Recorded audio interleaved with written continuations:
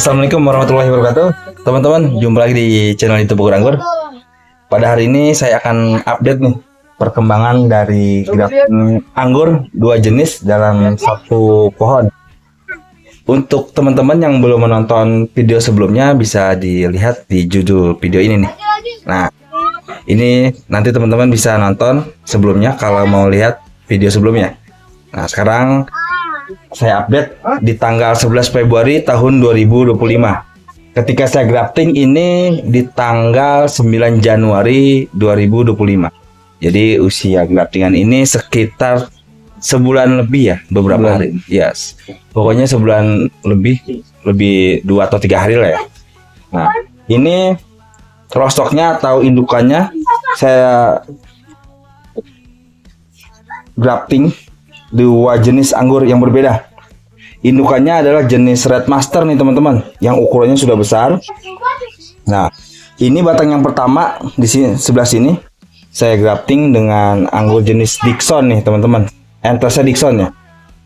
Masih ada nih label namanya Dixon, tanggalnya tanggal 9 tahun 2025 ya. Tanggal 9 bulan 1 tahun 2025. Ini Dixon. Nah, sekarang perkembangannya sudah terlihat bagus ya. Banyak tunas-tunas yang keluar dari entresnya nih teman-teman tuh. Banyak ya entres-entres yang keluar. Tapi yang terlihat paling vigor atau paling subur yang sebelah sini nih. Nah, saya mengira ketika tumbuh nanti akan bawa bunga langsung. Ternyata tidak ya. Jadi nggak apa-apa. Dan yang kedua ini ada jenis entresnya Basanti teman-teman. Di hari di 15 hari kemarin tuh sempat pada gosong nih ya. Alhamdulillah sekarang sudah mulai tumbuh lagi dan banyak tunas-tunas tumbuh nih untuk yang jenis Basanti. Tuh. Ini jenis-jenis Basanti. Satu entres beberapa tunas tumbuh nih teman-teman. Nah, ini sekarang kita lihat dari batang-batang indukannya tumbuh nih tunas nih teman-teman. Bahkan ada yang membawa bunga nih. Ini Red Master nih teman-teman, membawa bunga ya. Memang anggur ini mudah sekali berbuah, namun untuk rasanya tidak enak teman-teman. Walaupun sampai kita tunggu lama gitu ya, kita makan juga tetap kecut ya atau sepet. Nih Red Master teman-teman, daunnya seperti ini bentuknya. Ini Red Master ya. Jadi kalau teman-teman nanti mau beli anggur, tanaman anggur, dilihat ya jenis daunnya. Ciri-cirinya seperti ini nih, Red Master. Dia lebih baik kita jadikan rostok atau batang bawah nih teman-teman. Lalu bagaimana nih teman-teman kita lakukan ketika batang-batang yang ini tumbuh nih dari indukan Red Masternya? Teman-teman kalau memang mau memfokuskan pada dua entres yang sudah kita sambung, Dixon ataupun Basanti, berarti batang-batang ini kita buang aja nih teman-teman. Kita pangkas batang-batang yang tumbuh dari batang-batang anggur Red Masternya. Tapi kalau teman-teman punya entres selain Dixon maupun Basanti, teman-teman bisa grafting lagi di sini. Tapi saran saya, jika teman-teman baru mulai menanam anggur, dua jenis ini sudah cukup untuk membuat kita fokus untuk merawat tanaman anggur. Karena terlalu banyak juga kurang bagus nanti pertumbuhannya. Karena kan karakter anggur terkadang berbeda-beda. Misalkan dari Dixon atau Basanti gitu. Kalau Dixon karakternya gimana, Bang? Kalau Dixon untuk karakter buahnya itu besar, bentuknya lonjong opal. Kalau karakter perawatannya? Nah, kalau untuk karakter perawatannya sama aja ya teman-teman. Kalau untuk Dixon perawatannya sama aja. Misalkan untuk pertumbuhan pakai pupuk NPK, untuk pembuahan nanti bisa MKP, KNO3 putih ditambah boron. Sama ya kalau untuk perawatan. Dixon juga. Iya, Basanti juga sama. Tapi kalau misalkan untuk karakter pemangkasannya tentu ada perbedaan. Misalkan kalau untuk Dixon dia di batang tersier di 2 mata tunas, 3 mata tunas, atau di 4 sampai ke atas sampai ke 6 dia bisa membawa bunga gitu. Tapi untuk Basanti itu di mata tunas keempat ke atas gitu. Nanti karakter yang membedakan itu membuat space di atas atau di tempat yang kita siapkan untuk pertumbuhan ini tentu akan tidak pas. Misalkan kalau untuk Dixon dia bisa di tersier pendek pun bisa, sedangkan Basanti butuh pertumbuhan tersier yang lebih panjang. Jadi membutuhkan space yang begitu cukup luas ya, makanya karakter berbeda, sehingga lebih baik cukup 2 aja dulu gitu. Nanti kalau misalnya ditambah lagi, takutnya dengan ditambah dengan jenis transfigurasi yang memang pada umumnya tidak semua, pada umumnya kalau untuk jenis transfigurasi dia itu di tersier panjang di atas 7 gitu baru bisa mau membuahkan, sehingga membutuhkan space atau ruang yang lebih luas gitu. Oke, ada pertanyaan lagi mungkin nih, pemiliknya namanya Bang Tompel nih teman-teman, ada di Depok belakang Margo City. Ini pemiliknya Bang Tompel, cuman dia katanya lagi kurang ganteng jadi nggak mau masuk kamera dulu. Jadi kameramen. Ini Bang Tompel mau ada yang ditanyakan lagi nggak? Mungkin ini nggak sayang atau gimana nih, udah pecah nih pembuahannya, sudah jadi buah. Copot aja. Oke, copot aja ya. Jadi untuk batang-batang seperti ini nih teman-teman, yang tumbuh kita buang aja. Ini kita itu kalau Dickson kan dia berapa batang tuh baru apa namanya? Tumbuh atau pecah? Pecah ya. Ini Dickson ya, ini Basanti. Kalau Dickson tadi berapa batang? Kalau untuk Dickson untuk apanya nih, pembuahan atau gimana? Iya, pembuahannya. Kalau untuk Dickson dia bisa di 2 mata tunas, 3, 4, 5, 6. Nah, untuk yang pemula nih Bang. 2 mata tunas itu bagiannya sebelah mana? Oke. Misalkan ini anggap kita bicara ini anggaplah batang tersier ya. Kan pohon anggur itu ada yang bilang tidak perlu ada batang primer, sekunder, tersier. Nah, tapi saya mengarahkan untuk kita memperkenalkan batang primer, sekunder, tersier. Nah, batang primer yang misalkan paling bawah batang primer besar. Ya, kita bengkokkan, misalkan kita mau bentuknya teralis, berarti yang dibengkok itu sekunder.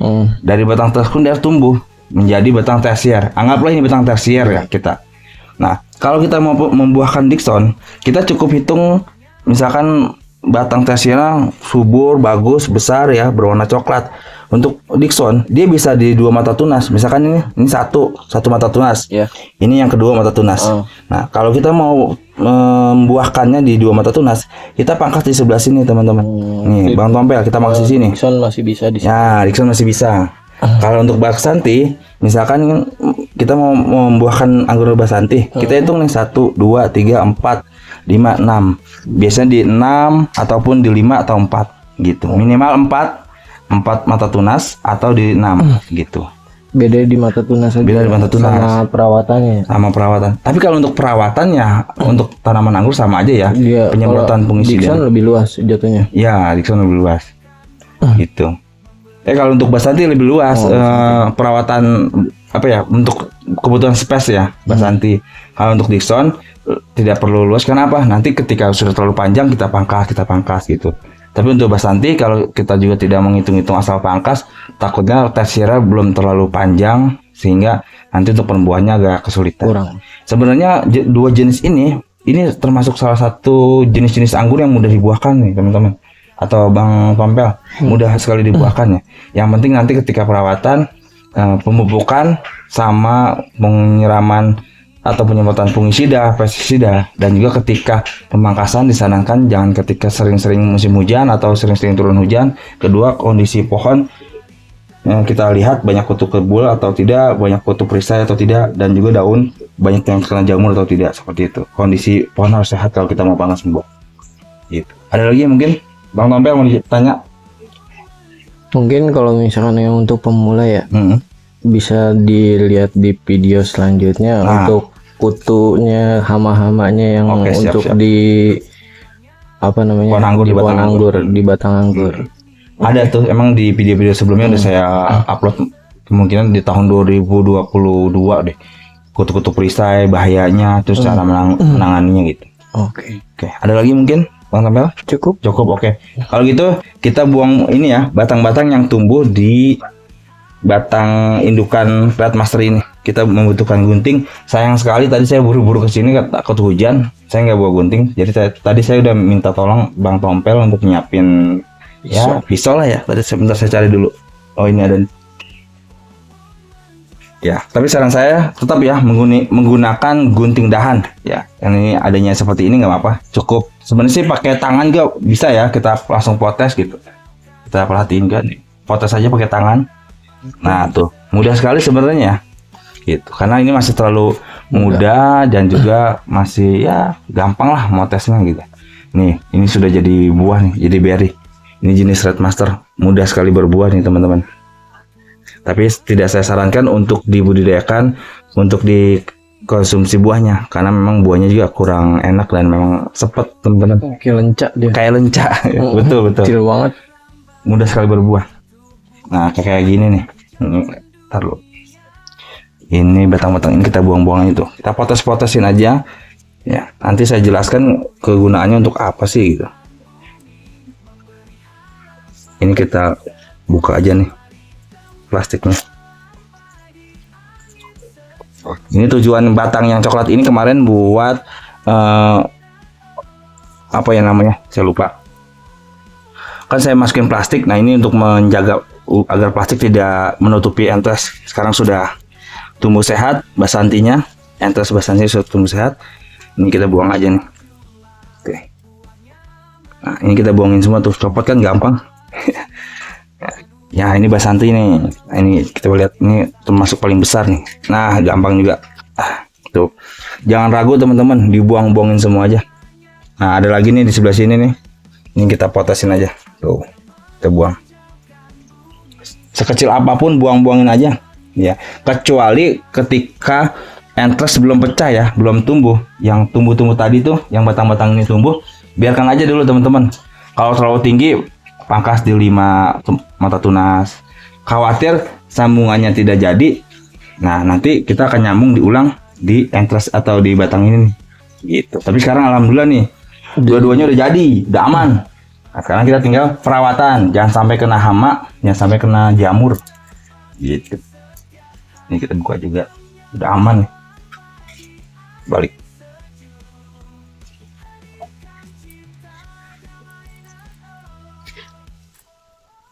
Memang kebetulan di sini juga kalau hujan hanya kena bahasanya tempias ya, kecipratan-cipratan air hujan aja. Karena di atasnya ada dak nih, rumah Om Tompel nih, Bang Tompel. Tuh, kita buang-buangin aja nih.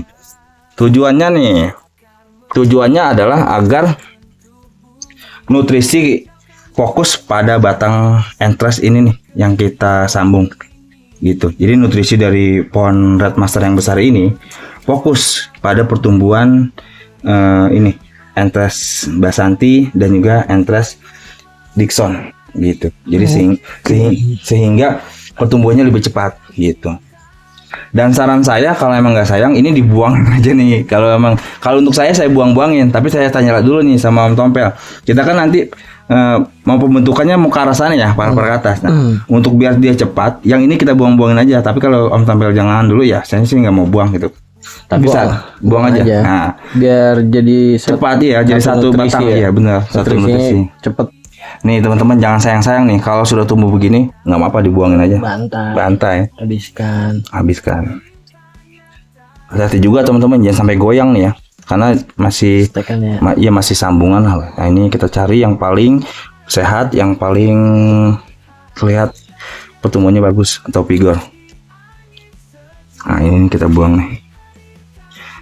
Jadi sisain satu. Sisain satu saja, agar pertumbuhannya lebih cepat gitu. Nanti kan ada bambu sini. Jadi nanti itu bakalan jadi batang pokoknya. Ya, batang pokoknya gitu. Pertumbuhannya lebih cepat juga, karena kan nutrisinya nggak bagi-bagi. Gitu.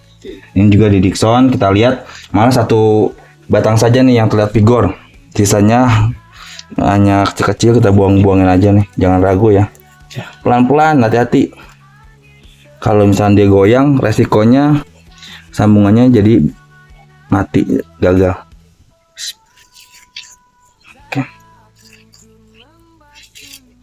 Oke.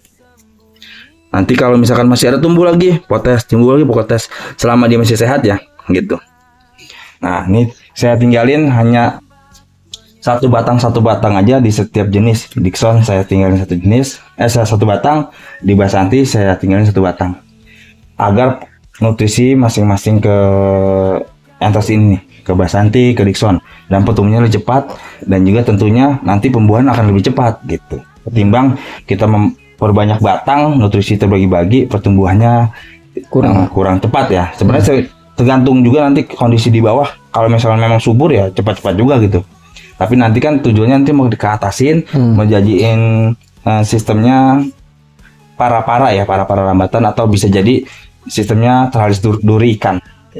Bebas sih. Kedepannya kita lihat aja nanti bagaimana perkembangannya gitu. Nanti saya update lagi nih videonya untuk perkembangan anggur yang ada di rumah Bang Tompel nih di Depok belakang Margo City. Oke. Gitu aja sih teman-teman update kali ini. Semoga videonya ini bisa bermanfaat buat teman-teman dan juga buat Bang Tompel selalu semangat untuk merawat tanaman anggur. Karena nanti ketika berbuah baru di situ kita merasakan ya suatu nikmat. Metik anggur di rumah sendiri. Saran saya jangan difermentasi. Oke teman-teman, jangan lupa di subscribe channel YouTube Bogor Anggur agar bisa mendapatkan update perkembangan tentang budidaya tanaman anggur. Ada beberapa juga sih memang video-video saya tentang perikanan ataupun peternakan atau sayur-sayuran yang lain. Itu sebagian hanya untuk mengisi kekosongan saya gitu. Ketika tidak ada konten tentang tanaman anggur, saya akan mengisi dengan perikanan atau peternakan gitu. Ya gitu aja teman-teman. Sekali lagi jangan lupa di subscribe channel YouTube Bogor Anggur. Oke. Mungkin Bang Tompel ada mau pesan-pesan gimana? Nggak ada sih. Oke siap. Kalau gitu saya ucapkan terima kasih. Assalamualaikum warahmatullahi wabarakatuh. Waalaikumsalam warahmatullahi wabarakatuh.